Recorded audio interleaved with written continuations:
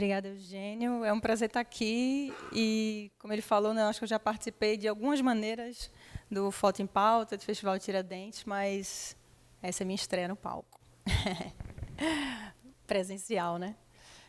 E, bom, vou contar um pouco da minha trajetória para vocês. É uma jornada que eu entendo que não foi muito comum, a jornada que a gente está acostumado a ver de fotógrafos, e nem por isso foi mais fácil ou mais difícil, e eu tenho muito orgulho de ter traçado essa jornada nos últimos quase 19 anos.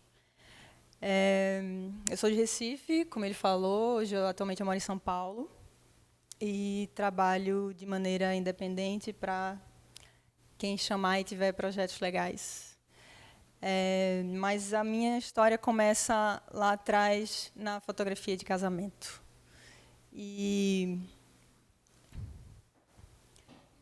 eu passei 8 anos da minha vida dedicada 100% a casamentos, foram cerca de 200.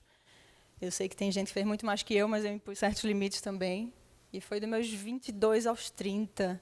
Então, foi um período muito importante de uma vida jovem, adulta, né? Onde eu dediquei meus fins de semana ao trabalho e pouca vida social. Pode apagar a luz, por favor, para acender as fotos, né? Hã? Ele falou alguma coisa ali. Mas, pô, a foto fica mais bonita. Ah, tá, mas é porque eu queria que a pessoa visse as fotos bonitas com essa luz. Vamos lá, vou fingir que estou falando aqui. E vocês sorriem, pronto. Pronto. Então foi um período que foi de muita dedicação, de muito sangue, suor, esforço físico, mental, emocional, psicológico, todos os tipos de efeitos que isso tiveram em mim. E, ao mesmo tempo, eu entendo que os lugares que eu consegui chegar com a fotografia de casamento são consequências desse sangue e suor dedicado. Através da fotografia de casamento, eu cheguei em lugares que eu não pensei em chegar. Dei palestra até na Croácia. Inclusive, aqui em BH foi onde eu dei o meu primeiro workshop, em 2014. Tem gente aqui que estava nesse workshop. E é muito legal também poder ver nessa plateia gente que passou e ficou, né, na minha vida até hoje, mais desse período. E o que eu acredito que fazia eu me destacar nesse ramo era um olhar diferente do que as pessoas estavam acostumadas a ver na fotografia de casamento tradicional. E quando eu comecei a fotografar casamento lá em 2008, 8 para 10 mais ou menos, mas foi mais intensamente de 2010 a 17. Eu não tinha referências do que poderia ser a fotografia de casamento. Então, era um olhar muito livre, que eu acho que terminou depois sendo mais amadurecido com o tempo, com a experiência, até chegar numa construção do que as pessoas começaram a falar que era a minha identidade, porque eu não conseguia enxergar, né? Eu acho que todo mundo está sempre em busca da identidade, mas eu achava muito mais fácil entender qual era essa identidade pelo que as pessoas contavam, do que elas viam nas minhas fotos. Eu só ia e fazia. E chegou um momento que eu pensei, não quero mais. E eu já tinha conseguido alcançar, eu acho que os objetivos que a maioria dos meus colegas tinham. Eu estava com uma vida financeira estável, tinha ganhado vários prêmios, estava circulando aí o Brasil, dando palestra, workshop, mentoria. E chegou um momento que eu entendi que essa tinha sido uma grande escola, mas que agora eu estava me formando e a vida ia começar ali. Eu mergulhei tanto nesse lugar que eu aprendi muito fotograficamente, aprendi a lidar com pessoas, aprendi sobre mim. Eu levava minhas fotografias de casamento para minha terapia e mostrava, tipo, por que eu enxergo dessa maneira, porque às vezes era um olhar meio dark até assim, dentro do próprio casamento, né? Não era só aquela coisa romântica. E por que que eu enxergava isso e por que que eu decidia clicar isso e dessa maneira, né? Então, eram questionamentos muito intensos que eu tinha e que meus colegas ficavam tipo, mana, relaxa, só vai e faz, sabe? Tipo, não precisa ficar se questionando, sofrendo, e eu sofria um monte. E eu saía do casamento assim, chorando, pelo amor de Deus, só fiz besteira aqui. E aí o casamento ia, ganhava um prêmio, eu, meu Deus. Então, assim, eu sempre fui meio intensa, assim. E eu acho que chegou um momento que eu entendi que esses questionamentos e esse sofrimento tinha a ver com o fato de que talvez eu pudesse ser artista e talvez isso explicasse muitas dessas questões. Eu não me sentia uma fotógrafa comercial, assim, tipo, eu dava tanto de mim e o fato de eu ter tantos medos e tantas questões talvez fossem justificados pelo fato de que eu era artista. Aí eu saí do armário e falei, eu posso também usar esse rótulo, né? Sei lá. Eu acho que ele explica muita coisa.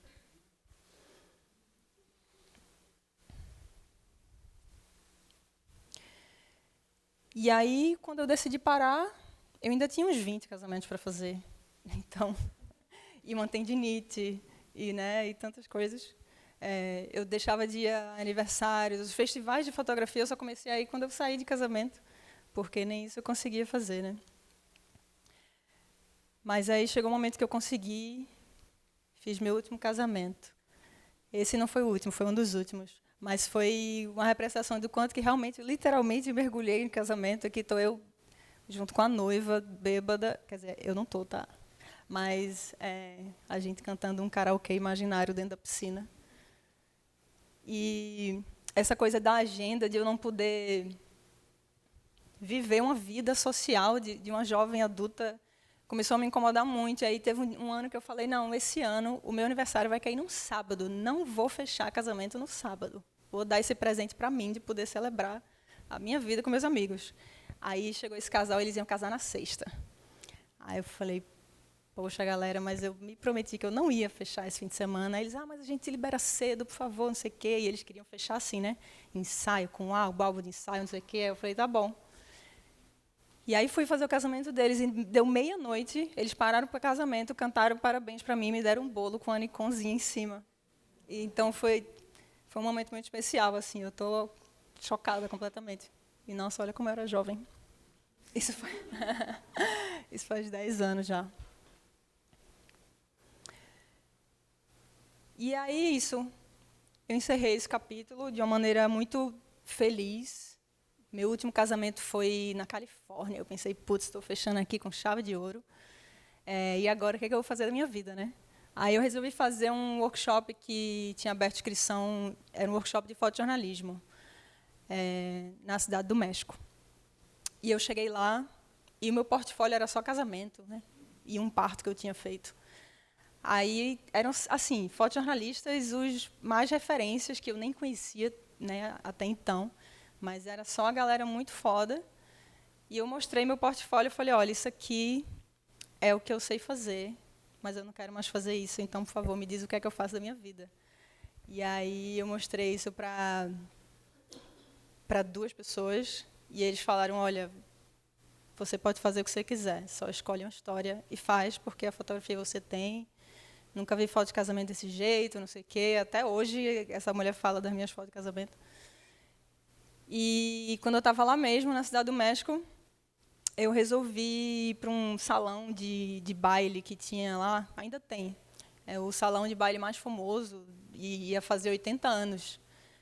E ele é muito focado para a terceira idade. E eu fui lá e eu fiquei encantada com o que eu vi. E aí eu comecei a fotografar. Quando eu voltei para Recife, isso era 2017, eu voltei para Recife, eu decidi vender meu carro, fechar meu apartamento e morar em São Paulo. Eu não sabia o que eu ia fazer, mas eu sabia que o que quer que fosse, eu ia ter mais oportunidades em São Paulo do que em Recife. E eu percebi também que ali, naquele dia, no salão de baile, eu tinha iniciado um projeto, que eu pensei, pô, agora eu não tenho o que fazer, eu acho que eu preciso fazer um projeto pessoal, porque é isso que as pessoas fazem. E eu comecei a fotografar, senhoras, 60 mais, 70 mais, e em busca de que lugares elas estariam. E comecei a me relacionar com essas pessoas, até um momento que eu fui para um... Isso assim, sem planejamento nenhum, tá? Eu só, tipo, tem que fotografar isso, eu vou indo lá. Aí eu descobri que ia ter um encontro em Natal, que era Encontro Luso-Brasileiro de Turismo Sênior. Eu vou. Aí eu fui. E aí eu cheguei lá em Natal, tipo, um resort com 400... A maioria era mulher, assim, né? 400 avós. E eu, meu Deus, eu estou no paraíso. E eu já não tinha minha avó, eu tinha perdido minha avó uns 3 anos antes, não, mais. Uns 7 anos antes, assim, eu tinha perdido minha avó e eu era muito apegada a ela. Então, para mim, aquilo era um paraíso, assim. E aí eu comecei a conhecer, eu estava muito sem saber o que fazer ali, né? Comecei a conhecer, elas ficavam me pedindo foto e tal, e aí eu falava, não, eu estou aqui fotografando porque eu achei muito interessante e tal. E aí elas, você tem que ir para a nossa cidade, porque lá a gente tem um clube, eu hospedo você na minha casa. Ela, não, ela vai ficar na minha casa, não, ela vai ficar na minha casa. E aí, nisso, eu fui para Guaratuba, no litoral do Paraná, ficar na casa de algumas senhoras que elas iam fazer uma festa de debutantes para quem não fez festa de debutante na sua época. Então, foi uma experiência assim, isso já foi 2018, 19, eu acho. Foi uma experiência que eu fui me deixando levar sem planejamento, né? E esse é um projeto que eu vejo como um projeto pessoal, tipo, o primeiro projeto que eu fiz na vida, eu ainda não concluí ele. Na pandemia eu tive que parar, né? E aí depois eu não retomei, mas na pandemia eu comecei a trabalhar ele mais conceitualmente e entender isso, que esse projeto era na verdade sobre a minha avó. E eu comecei a ir atrás da história da minha avó e entender que isso me chamava muita atenção. Claro, era uma falta que eu tinha dela, mas era também o entendimento de que a minha avó não era assim. Ela ficava em casa, lia jornal, fazia compras. Ela era uma pessoa ativa, mas ela não se divertia, não saía para viajar, para dançar. E o nome desse projeto é A História que eu Imaginei para Você, porque é o entendimento de que eu acho que ela gostaria de ter vivido uma outra vida, em certo momento. Ela teve que abdicar de muitas coisas por seguir os padrões de uma sociedade. Ela nasceu de uma família judia, recém-migrada, refugiada, né, antes do início da Segunda Guerra para o Brasil. Os pais dela vieram da Polônia e ela casou com um médico judeu que não era o amor da vida dela. E ela teve que abdicar de muitas coisas na vida para poder seguir certos padrões.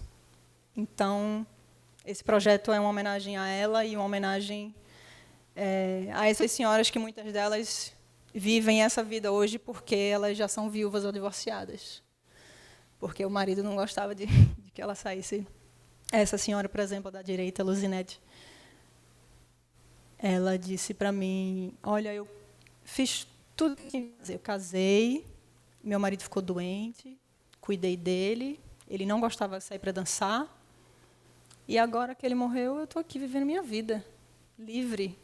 Então, foi bem inspirador, assim. Ela foi a primeira pessoa que eu conheci, e eu mantenho contato com ela até hoje. E esse projeto vai estar exposto esse ano, a partir de novembro, no Museu da Imagem do Som, em São Paulo.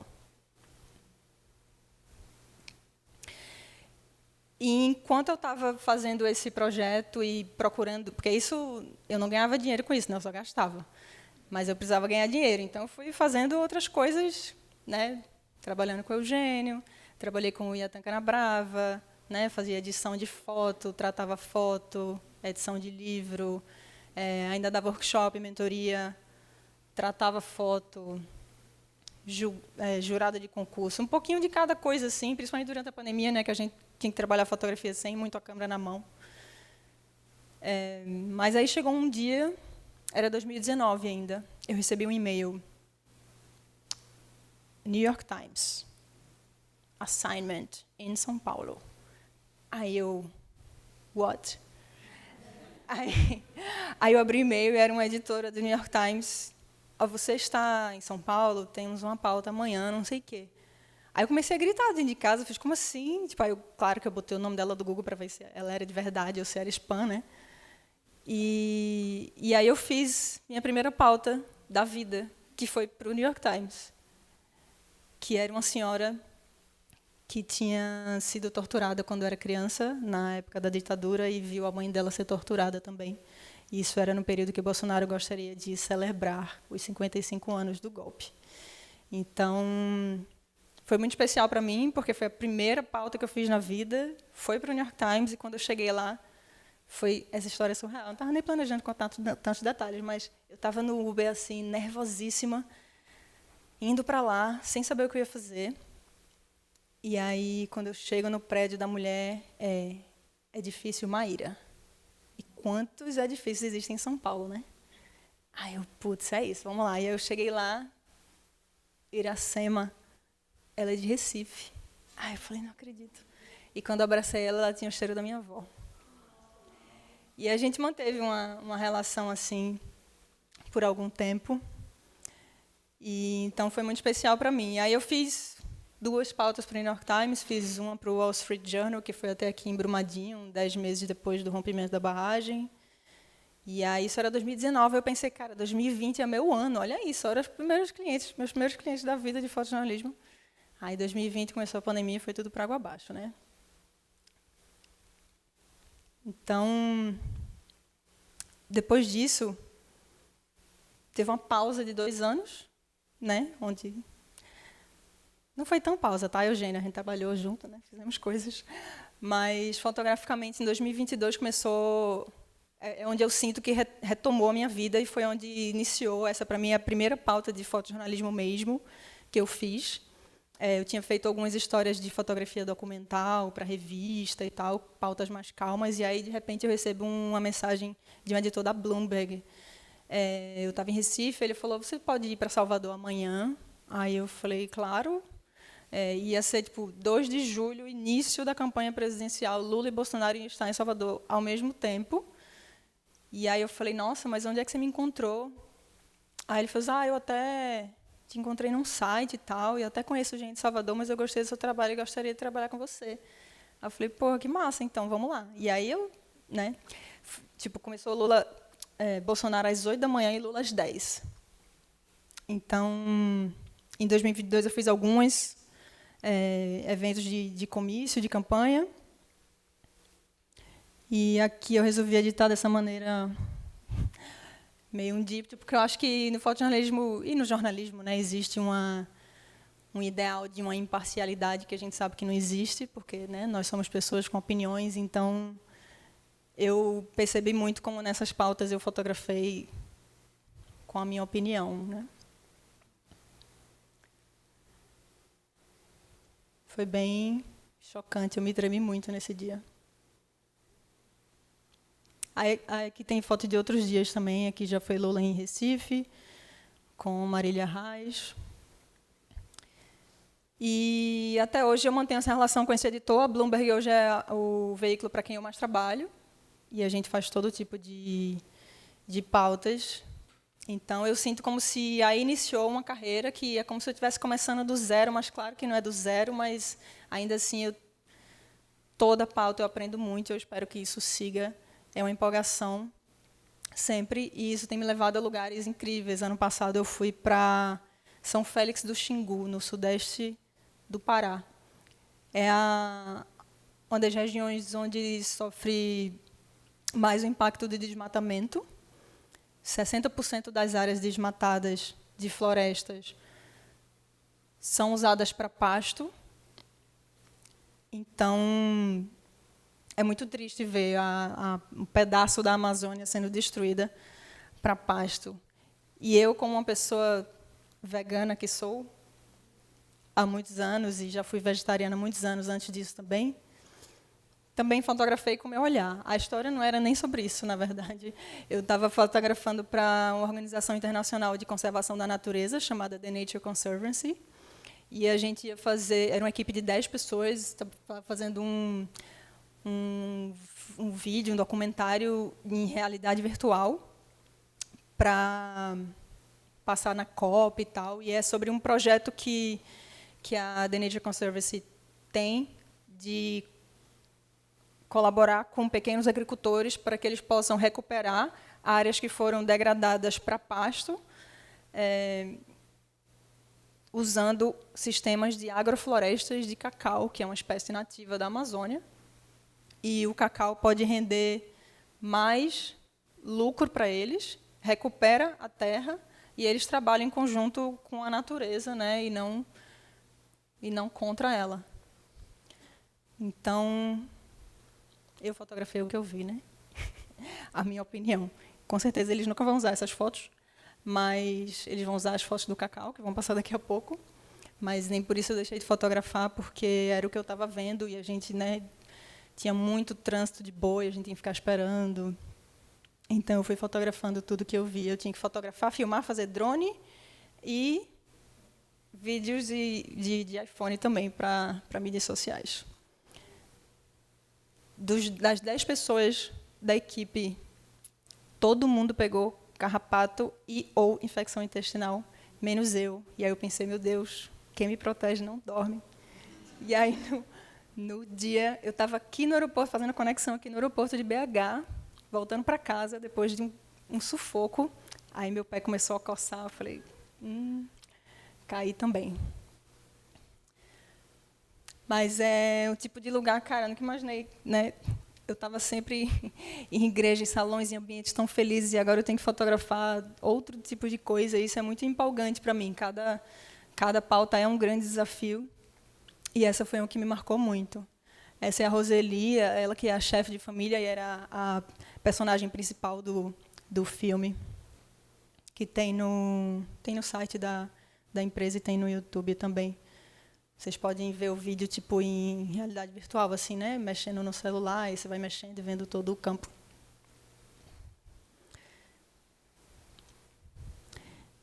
E maravilhoso também comer cacau todo dia. Você acreditam que a polpa do cacau, que é a coisa mais gostosa que tem, eles descartam, porque ela não tem, no lugar onde ela mora, não tem, é muito simples assim a casinha e não tem muita potência de energia elétrica, então ela não tem freezer para armazenar essas polpas. Então eles descartam a polpa para poder ficar só com a semente, né, que é o que vai fazer o chocolate.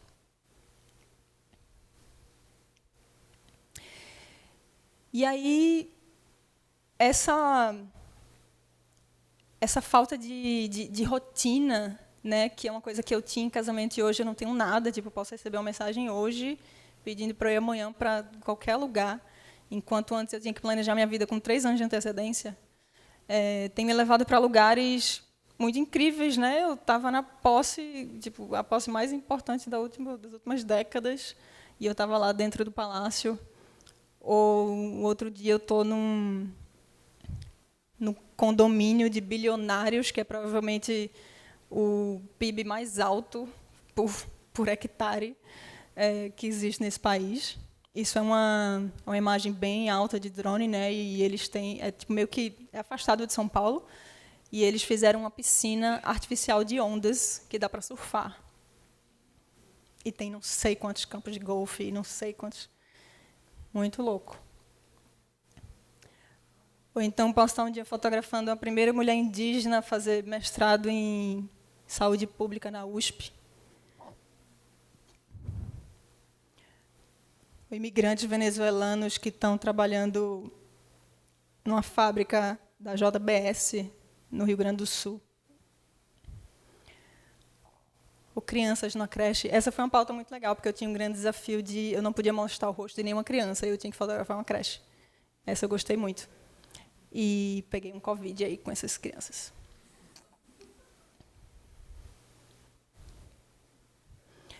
A chefe Janaína Rueda, né, que é da Casa do Porco e vários outros restaurantes lá em São Paulo também, que foi eleita a melhor chefe mulher da América Latina.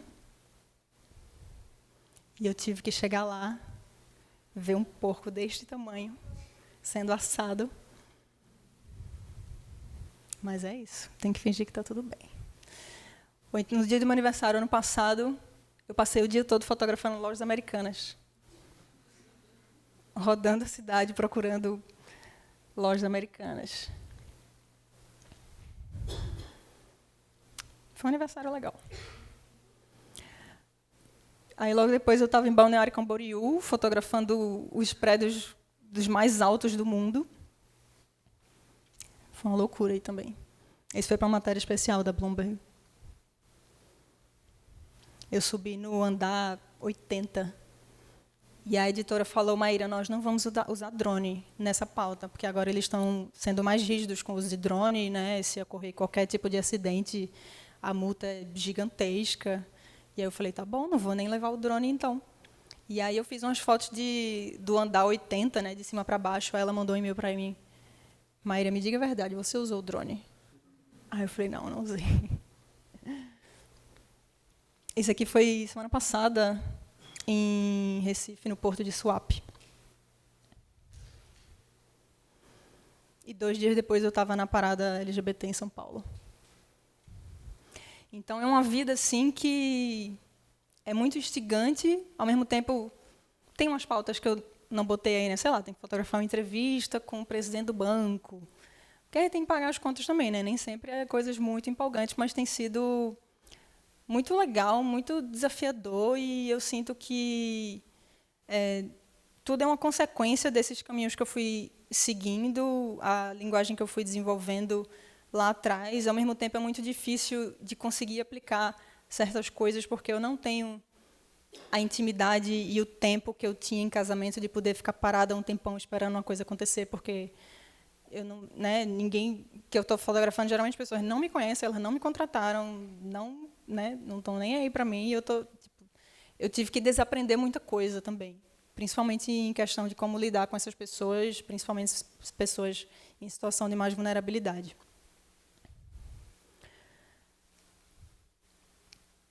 E aí a gente chega na notícia mais recente, eu acho a minha mais recente conquista.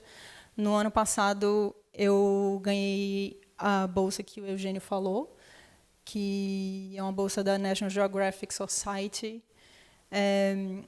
Eu cheguei em São Paulo de volta depois da pandemia, depois de passar 2 anos em Recife, e eu não tinha trabalho, eu não estava chegando e-mail, e eu passei, sei lá, meses sem emitir uma nota fiscal. Eu falei, cara, eu preciso ser proativa aqui, eu não posso ficar só esperando as coisas acontecerem, porque eu tenho contas para pagar agora.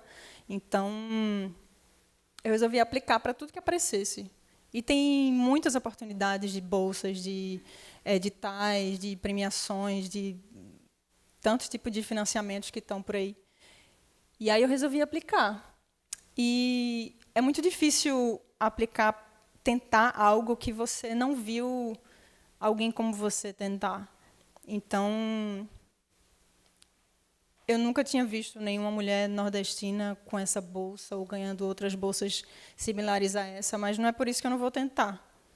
Se a gente não tem referência, que a gente possa ser as próximas referências também, né? Então, sou muito feliz de poder chegar no evento da NetGeo e falar com o meu sotaque, sabe? E me dá um orgulho danado.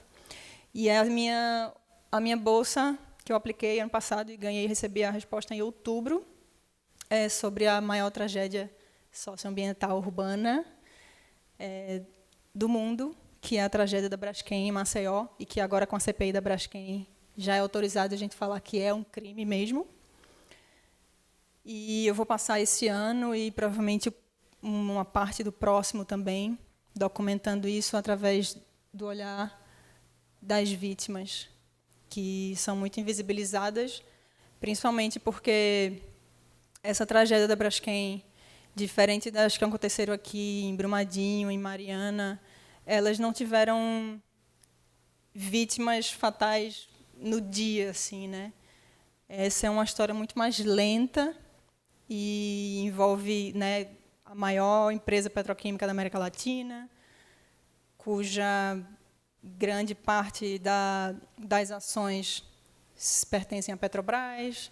Então, tem muitas questões envolvidas e que eu acredito que são os motivos pelos quais essa história não é muito falada, mas já são mais de 60 mil pessoas que tiveram que sair de suas casas e várias pessoas morreram por questões consequentes a isso, né?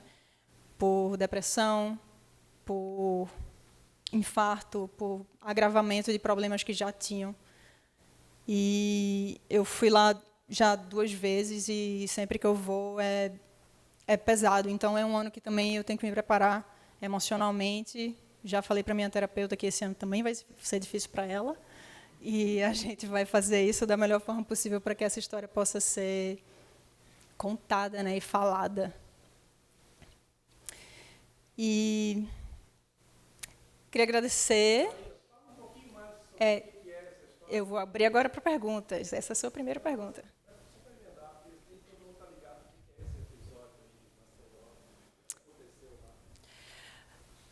Em Maceió, a mineração de salgema começou na época da ditadura. Foram 40 anos de mineração. Maceió é a capital de Alagoas. Alagoas é um estado que tem esse nome por uma razão, é uma terra muito molhada já.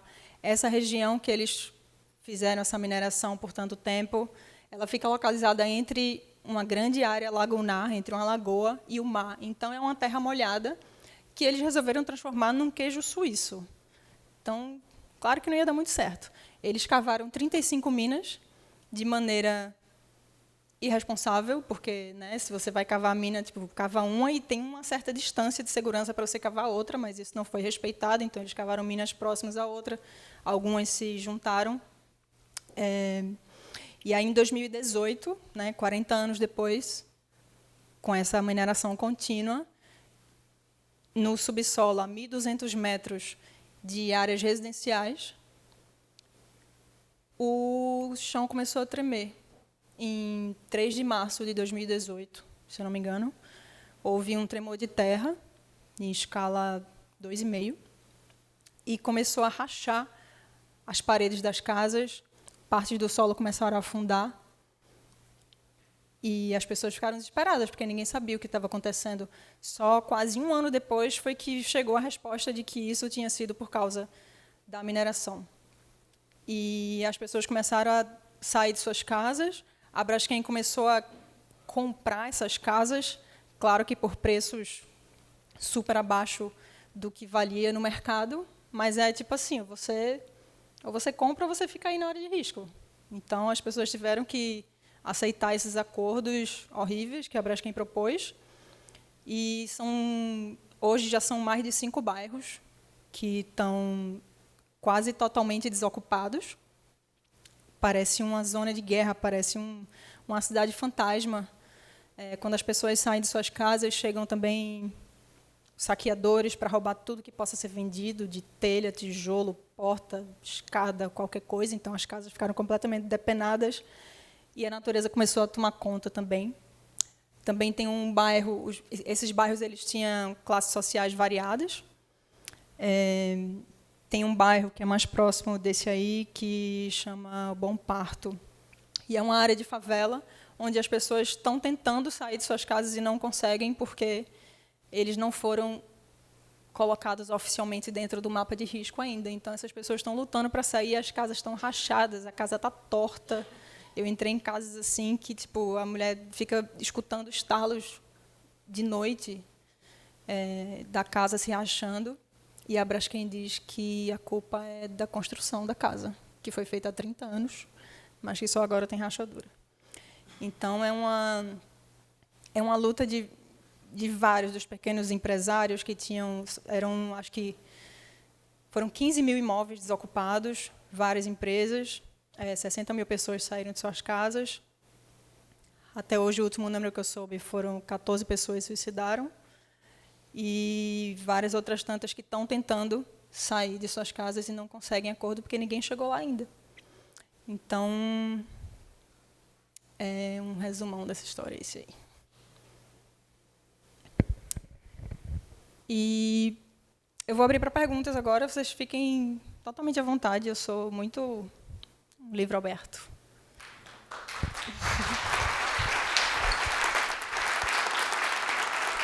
Obrigada.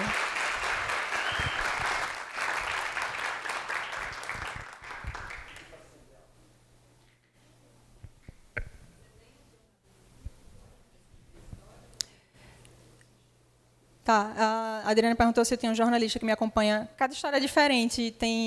Eu não tenho nenhum jornalista que me acompanha, mas tipo, tem alguma matéria que às vezes eu vou junto com o jornalista, a gente vai fazendo junto a matéria, mas a menor parte das matérias é assim, que são as matérias mais especiais e tal. Mas muitas vezes eu estou sozinha mesmo. Eu não tenho o que escrever, né? Assim.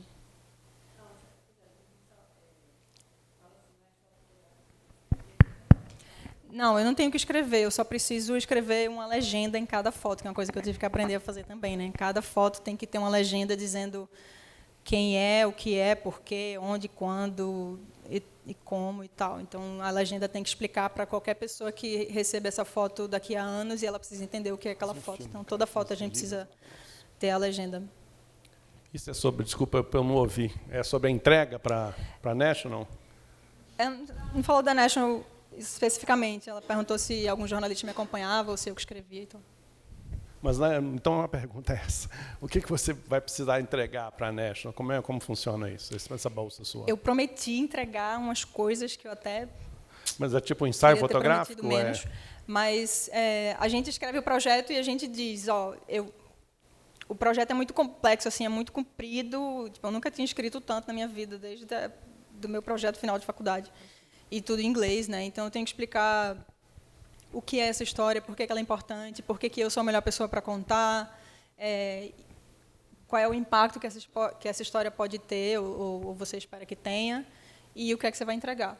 E eu vou entregar fotos, uma série de fotos mais, sei lá, mais impactantes, assim, mas também uma série de fotos mais ampla que possam ser usadas, inclusive, para as questões jurídicas, se essas vítimas quiserem usar essas fotos também.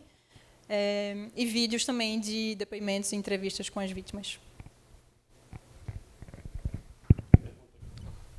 Tem alguma característica da sua fotografia de casamento que você observa nas suas fotos até hoje?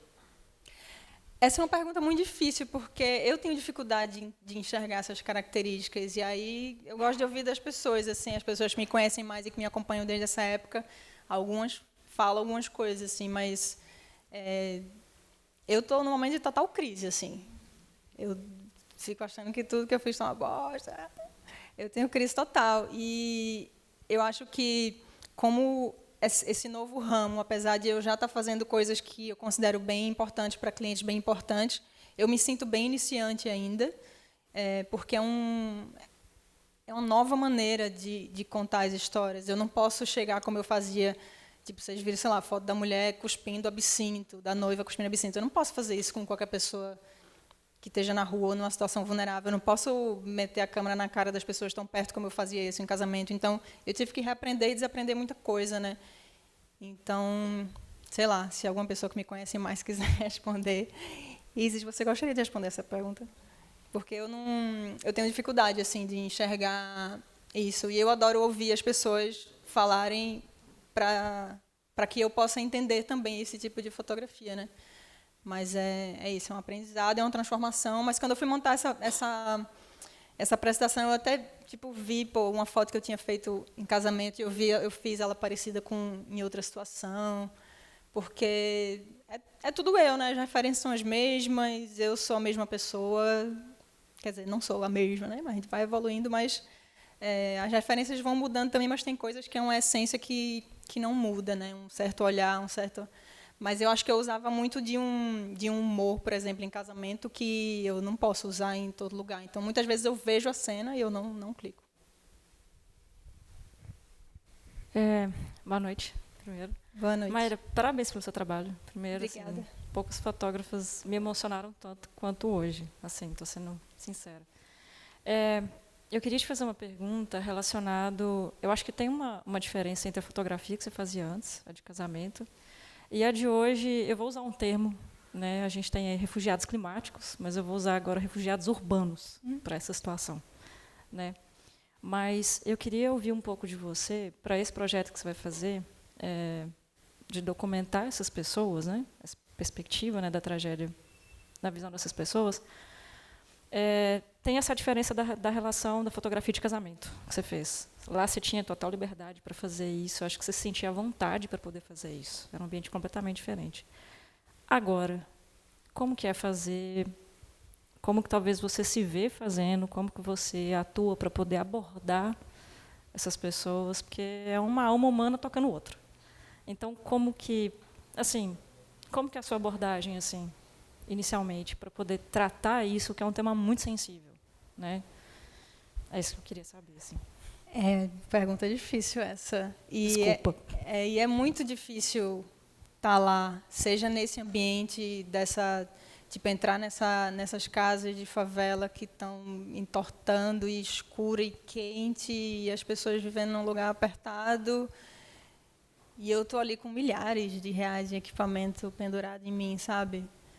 E teve uma situação que me marcou, que não é exatamente em Maceió, mas uma outra história que eu fotografei, que foi a primeira história que eu fotografei mais intensamente, no começo de 2022, que foram mães que ficaram grávidas naquele período 2015 e 2016, não sei se vocês lembram que houve uma grande epidemia de Zika, e essas crianças nasceram com microcefalia. E eu fui lá fotografar elas, tipo, elas já estavam com 6, 7 anos. E como essas mães vivem hoje sofrendo o abandono dos pais, da própria família, por preconceito. Ouvi depoimento de mãe dizendo que, quando o filho dela nasceu, o pai da criança apontou uma arma para a cabeça da criança e disse: "Isso não é meu filho, isso é filho do demônio". Ou o médico dizendo: "Seu filho vai morrer, se acostume". E ela disse: "Você não é Deus". E o menino está vivo até hoje.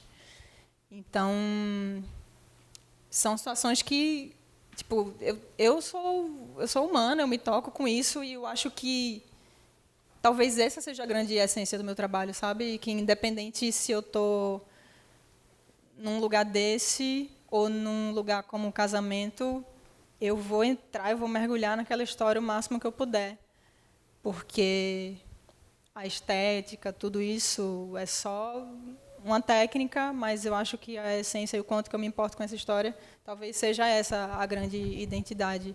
Então, me marcou muito essa história de uma mãe que eu cheguei lá na casa dela e ela não tinha espaço na casa, o filho dela não enxerga, não faz nada sozinho, ela tem que cuidar dele 24 horas por dia, e ela não consegue trabalhar.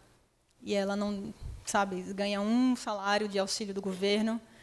E nesse dia a casa estava sem água, ela não tinha comida, era hora do almoço, não tinha nada sendo feito. E eu falei: putz, eu estou aqui, vou ganhar em euros, sabe? O que eu faço aqui? E eu saí da casa, entrei no carro, e eu falei: putz, o que eu faço? E aí eu buzinei, chamei ela e dei R$200 para ela. E ela começou a chorar, agradeceu. Obrigada, eu vou fazer uma feira, não tinha nada para comer aqui e tal. Eu sei que esse não é o meu papel. E, em algum lugar, algumas pessoas podem dizer que foi um erro eu fazer isso, mas eu fiz o que eu senti, porque no jornalismo dizem isso, né? Você não dá dinheiro, você pode ajudar de outras maneiras, mas não dá dinheiro. E eu entendi porque essa senhora depois ficou... na verdade, eu fiquei dando dinheiro para ela todo mês, por um ano, para ela poder sair daquela casa.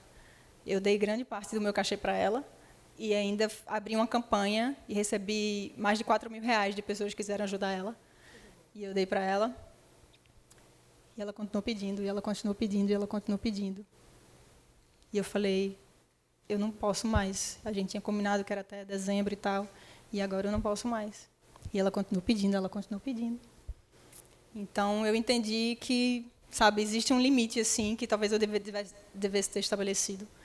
Mas eu fui fazendo o que eu senti, enfim, não me arrependo, mas foi um aprendizado também.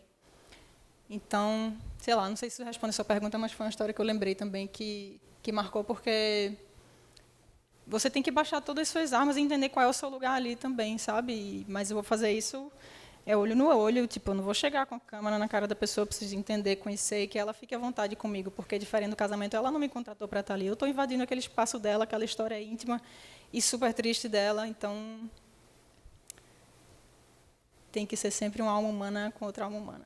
Obrigada.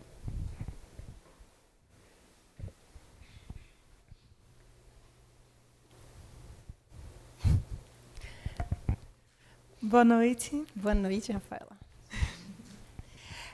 Quando tu falou sobre não conseguir visualizar, né, traços da época do casamento com o que tu faz hoje, quem conhecesse teu trabalho há mais tempo, se podia dizer alguma coisa, e eu fiquei assim, eu não consigo dar uma resposta técnica. Mas o que você trouxe agora é exatamente o que, para mim, é muito claro que eu enxergo, esse envolvimento com aquilo que tu entrega. A presença que tu tem em cada foto que tu faz, em cada registro, sabe? Traz muita verdade e para mim, assim, do que eu vejo muito o teu olhar real, tua emoção ali presente, sabe? Teu trabalho é incrível. Obrigada, querida.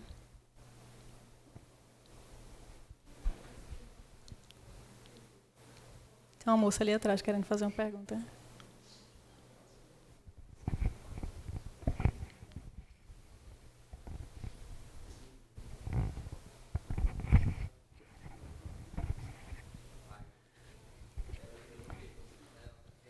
Tá, deixa a Isis fazer, aí depois a gente... Eu vou complementar a fala dela e vou falar um pouquinho da minha percepção, porque não lembro quantos anos, mas eu acompanho Maíra diariamente há muitos anos.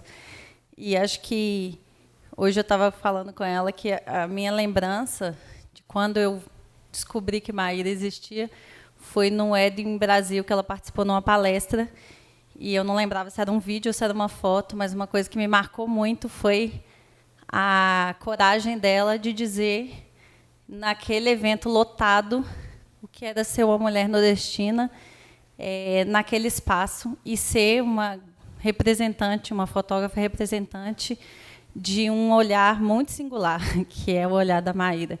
E eu acho que ela reproduz muito bem isso hoje, eu acho que continua reproduzindo esse olhar, que é muito diferenciado sobre as coisas que ela fotografa. E ela tem essa força de trazer, eu acho que tem um olhar muito ativo, né, muito forte na cena. Ela está ali presente, dá para ver que ela não está dispersa com nada. Ela está ali dentro da cena. E isso é muito marcante no seu trabalho.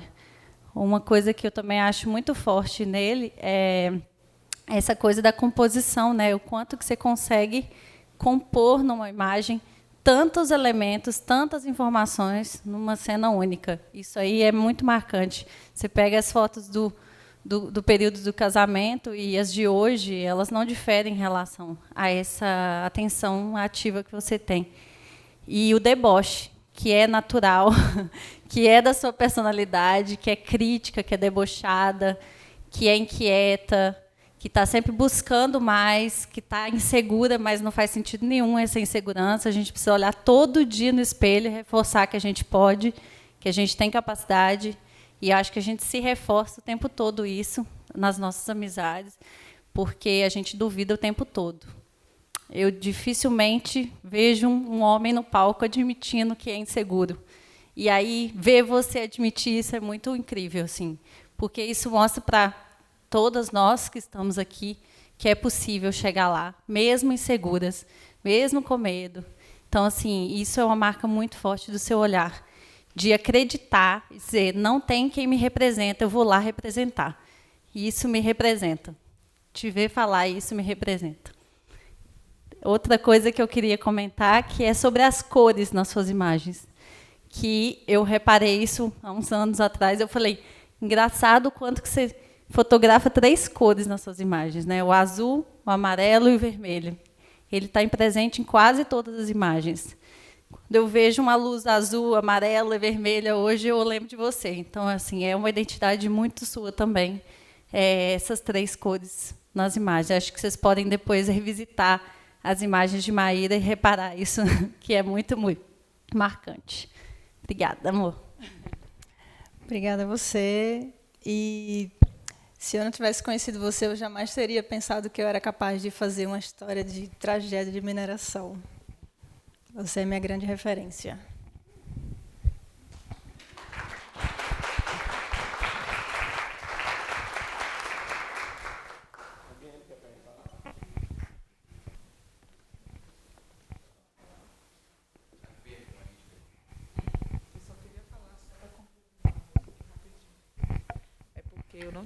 eu não te conheço, né? Conheci hoje agora, parabéns. E eu estava tentando achar aqui algumas palavras para falar como ela falou, como eu descreveria seu olhar. E pensando como, e achei que tudo que ela falou ficava assim, é isso, é isso. E eu achei que é muito parecido, desde o casamento até agora, achei tudo igual. Tudo tem seu olhar, tudo tem seu jeito, tudo tem seu toque, tudo você olha, você fala... eu não saberia falar quais são esses jeitos, como ela falou perfeitamente. Mas achei fascinante o jeito que ela falou, e eu te conheci agora e consegui ver tudo isso que ela falou em todas as fotos, desde o casamento até agora. Que legal, obrigada.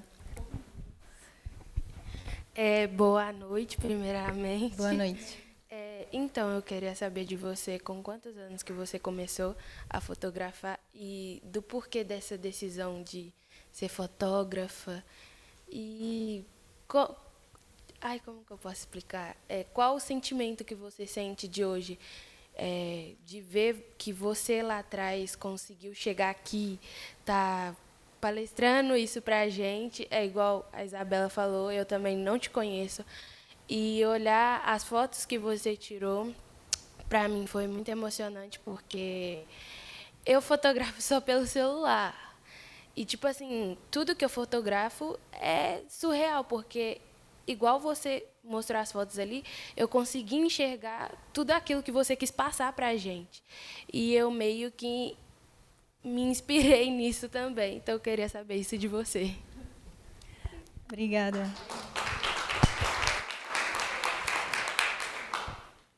Eu comecei na fotografia aos 19 anos.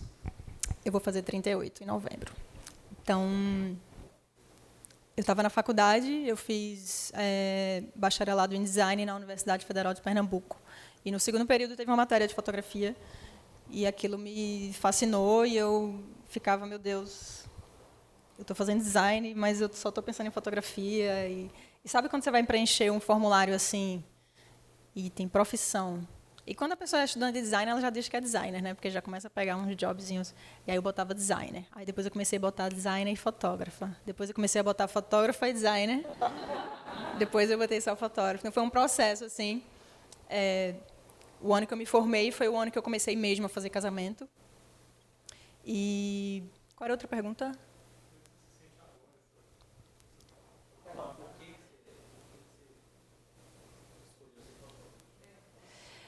A gente sempre fala, né? A fotografia que me escolheu, não foi eu que escolhi e tal. Eu não me vejo fazendo outra coisa. E eu digo sempre que eu posso nunca mais fotografar, eu não posso nunca mais clicar uma foto, mas eu vou ser fotógrafa para o resto da vida, porque depois que liga, não tem como desligar. Eu não consigo não ver as coisas que eu vejo, não tem como desativar isso. E, às vezes, até eu gostaria de desativar, mas depois eu penso, não, acho que o meu olhar o tempo inteiro é uma prática, né? Eu não preciso estar com a câmera na mão para estar praticando, isso que é legal também. Então, tem muita coisa que eu vejo e eu fotografo só com a minha mente, porque eu nem posso fazer aquilo, ou porque, né, eu preciso respeitar também uma certa intimidade das pessoas. Eu costumava fazer muita foto de rua, como prática, né? E foto de rua é muito de pegar as fotos sem as pessoas perceberem e tal. E aí teve um momento que eu me vi fotografando escondida assim no metrô, um momento de intimidade de duas pessoas assim. Aí eu fiz a foto, aí eu postei no meu Instagram com um texto assim, tipo, me questionando mesmo, tipo, por que eu estou fazendo isso? Essas pessoas não fazem a menor ideia que elas estão aqui no meu Instagram. E aí depois disso eu parei de fazer isso, porque eu pensei que eu não gostaria de descobrir que tem uma foto minha no Instagram de alguém, sabe, sendo compartilhada e vista por tanta gente. E isso mudou muito minha percepção, né? Que não é uma coisa de tipo a coragem de ir lá fotografar, mas é tipo, cara, eu não faço hoje o que eu não gostaria que fizessem comigo ou com minha mãe, né? Então, mudou muito minha percepção, assim, quando eu comecei a ver as pessoas para além de objetos nas minhas fotos, na minha composição de fotos, né? E a minha sensação hoje como fotógrafa é essa de... Eu sinto que eu fazia tanto e doava tanto de mim para que duas famílias ficassem muito felizes e que você não sabe o que que tipo de eventos pode acontecer na história daquelas famílias, e aquelas fotos que você fez podem ser as fotos mais importantes da vida daquelas pessoas com o passar do tempo. Ontem eu recebi uma mensagem da mãe de uma noiva dizendo que eu fotografei há exatamente 10 anos atrás. E foi um casamento que me marcou muito. Eu ganhei um monte de prêmios, virou um casamento marcante que eu tenho certeza que as pessoas que me conhecem dessa época, se eu mostrar as fotos, elas vão reconhecer essas pessoas e esse casal. De tanto que essas fotos rodaram. E ela era muito querida e muito expressiva. E ontem, do nada, eu recebi uma mensagem de um número desconhecido. Oi, Maíra, você lembra da Carol? Ela se suicidou. E ela gostava muito de você. Eu vi o celular dela aqui e vi umas fotos e vi seu número. E ela gostava muito de você e eu estou aqui com o álbum e tal. Então, assim, até hoje isso me marca e eu entendo que eu me doava tanto para aquelas pessoas e não me arrependo de nada.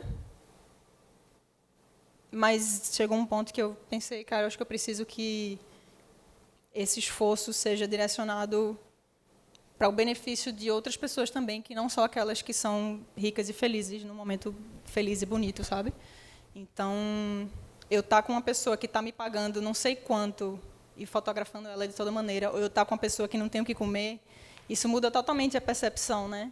Então, hoje eu penso isso, eu quero que minha fotografia possa ser o motivo de alguém ou de alguma história seja contada, que ninguém sabia daquela história, né? Poder ampliar essas vozes, ampliar essas histórias, porque, por exemplo, essa história da Braskem mesmo, ninguém estava falando. Eu falei, cara, como ninguém está falando disso, então eu vou lá falar.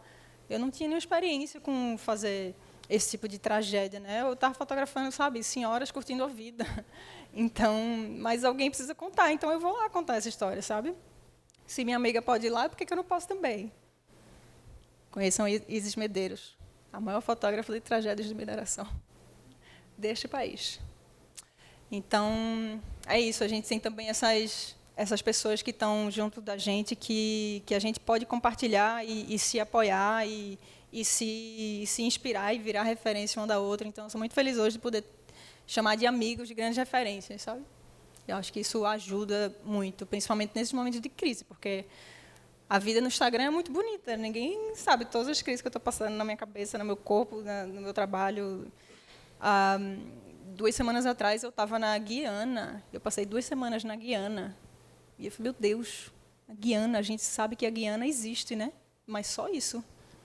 E eu passei 2 semanas na Guiana, assim, e foi uma experiência bem intensa. É um trabalho que ainda está em processo de edição, mas vai ser para um projeto global sobre carbono para uma organização chamada Conservation International. E acho que esse é a maior pauta que eu fiz na minha vida, assim. E eu estava lá tentando descobrir quem são essas pessoas, o que é esse país, como é que esse país se formou, e comecei a ficar muito fascinada, assim. Enfim, quem quiser saber mais sobre a Guiana pode me perguntar, porque hoje eu estou assim, cara, eu quero falar sobre a Guiana. Eu estava fazendo as contas aqui, eu acho que deve fazer uns 15, quase 15 anos que a gente se conhece. Você vê se está velha, né? Eu acho que faz 11. 11? Foi 2013? É isso. E de lá para cá eu acho que a gente já teve muita participação junto, seja em congresso ou palestra que a gente teve junto, com os festivais, ou às vezes chamadas que a gente tem, telefone. E uma coisa que é muito legal, tanto que a gente aprende, né? Coisas que a gente sabe o que você está fazendo, sabe o que você vai fazer, sabe o que você já fez, ou que até então nem sabia que você estava na Guiana, né? E a maneira como que você conduziu a palestra foi bem legal, né? Cada blackout que você dava, eu falei, poxa, qual que é o próximo capítulo? E você mencionou lá no início coisas que eu sei que você fazia, que você mencionou que você era parte do pagar as contas, e que talvez possa ser importante para a galera que ainda não te conhece, ou que já te conhece, ou que quer aprender mais, saber como é que é a trajetória hoje com relação a essa parte de ensino sua. Como que eles podem alcançar a Maíra para poder aprender mais, seja em palestra, workshop, mentoria. Qual que é o seu projeto com relação a isso? Se existe essa viabilidade dessa galera estar absorvendo um pouco mais de você? Obrigada, querido. Abri uma porta para fazer um merchan que não existe, porque quando eu acho que a gente precisa ter um certo nível de de conforto naquilo que a gente faz para poder chegar nesse lugar de, tipo, beleza, eu acho que eu posso compartilhar com as pessoas e tal. Né? Então, eu estava até comentando, faz 10 anos que eu vim aqui dar meu primeiro workshop, e eu tinha 20 e poucos, e eu lembro que, na época, eu mandei uma mensagem para um cara que ele era, tipo, uma referência e um mentor meu, aí eu mandei mensagem para ele assim, poxa, eu estou muito nervosa, amanhã eu vou dar meu primeiro workshop e tal.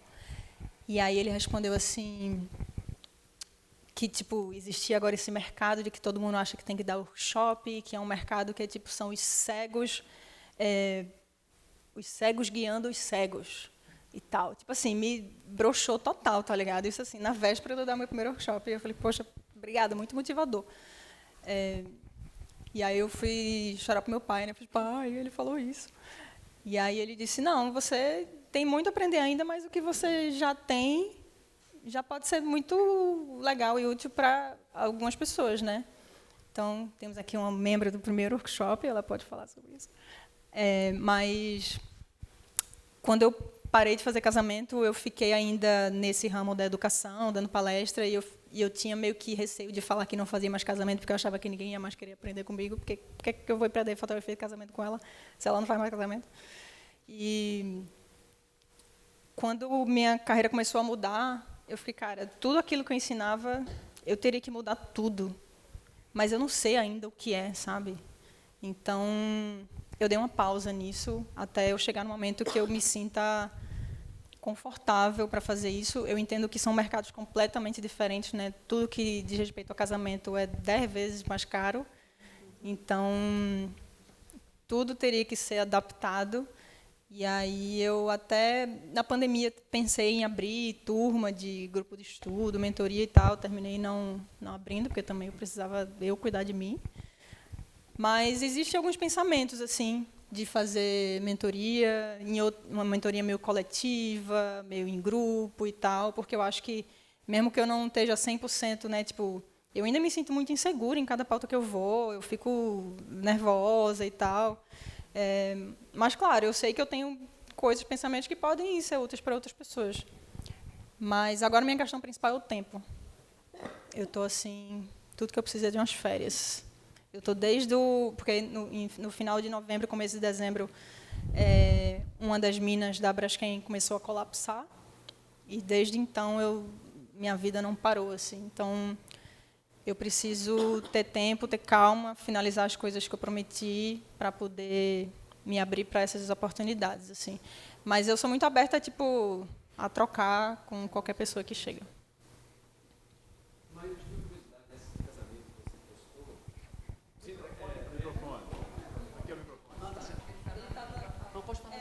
Fica à vontade, não, já começou.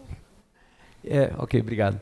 Eu só queria saber, assim, você entrega essas fotos, tá certo, você entregava para o noivo aquelas fotos tradicionais do casamento, né, no álbum deles.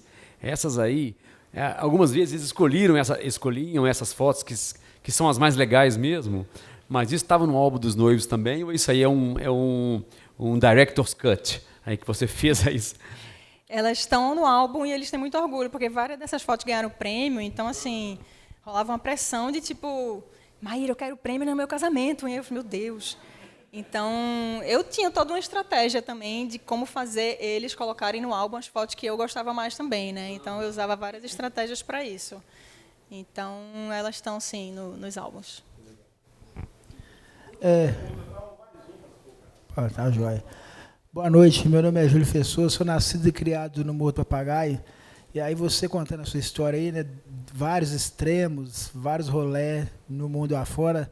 E aí eu vi ali nas fotografias muito contraste, né, sobre principalmente questões ambientais, né, além do que você falou sobre o crime lá, né, da empresa. Eu vi ali um contraste, né, tipo natureza, desmate, enfim.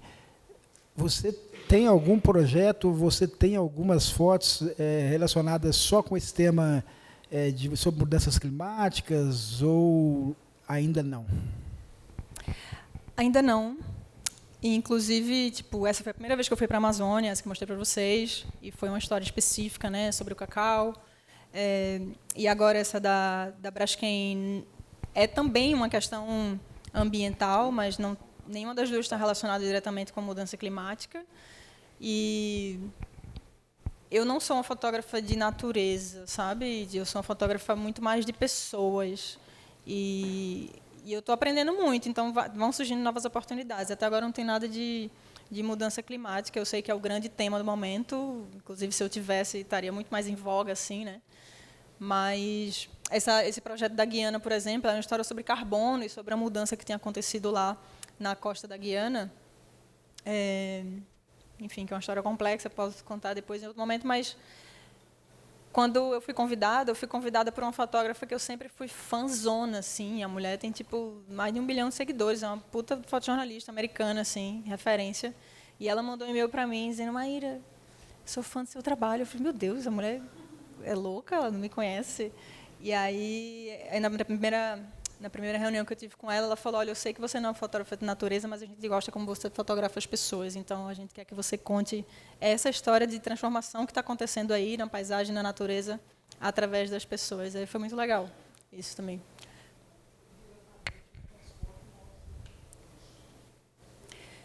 Diretamente as fotos mostram isso? Foi isso que você falou? Indiretamente.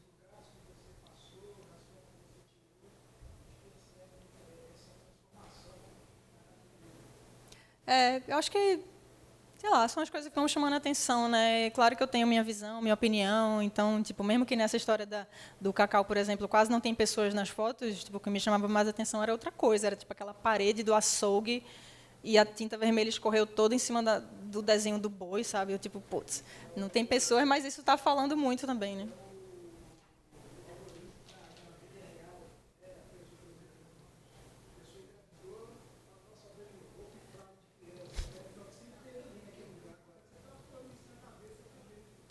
É isso, são novos capítulos que vão se abrindo assim a cada novo trabalho. Vamos ver quais são os próximos. Uma pergunta ali. Oi. Oi. Boa noite. Boa noite. Acho que o que eu vou falar não vai fugir muito do que foi já falado aqui. Acho que eu fiquei muito encantada com o seu trabalho, assim, muito admirável mesmo essa trajetória. Acho que o que a querida aqui do lado estava falando sobre a sua identidade assim na fotografia é muito presente, assim.